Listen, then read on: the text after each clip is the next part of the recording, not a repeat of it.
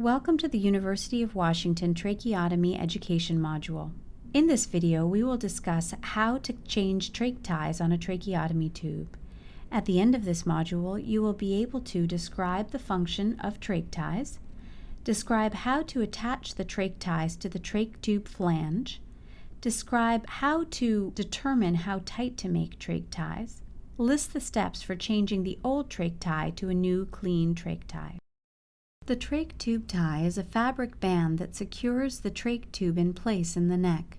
This band prevents the trach tube from falling out with activity or with coughing, and also keeps the trach tube in the correct position in the trachea or airway.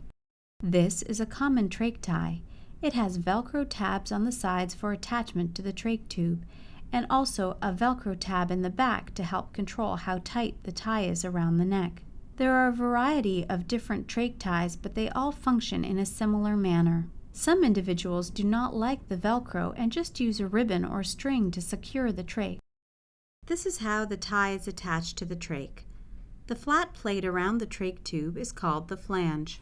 The flange of the trach has a hole on each side to secure the tie. The flange is also a useful area that allows the patient or a helper to hold the trach tube in place during manipulation. When you are ready to change the trach tie, make sure you have the new tie ready and out of the package. Clean your hands. It may be helpful initially to have another person help hold the trach in place while you get more familiar with the procedure. The patient should have a washcloth or paper towel handy because manipulating the trach can cause coughing. First, disconnect the Velcro from one side of the flange and then the other.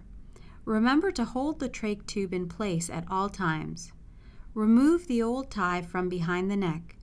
Then replace the tie with a new clean tie by running it behind the patient's neck. Attach the Velcro tab on one side of the flange, followed by the other. It is important that the trach tie is tight enough to keep the trach in the proper position. If the trach tie is too loose, the trach can easily become dislodged with coughing or movement and can enter a false passage in front of the trachea. In general, it should be secured tightly so that only 2 fingers can fit under the tie. It is personal preference how often you change your trach tie. Some people like to change the tie every time they clean their trach tube, and others change it only on a weekly basis. Often a trach tie is changed when it becomes soiled. In this module, we discussed how to change trach ties on a tracheotomy tube.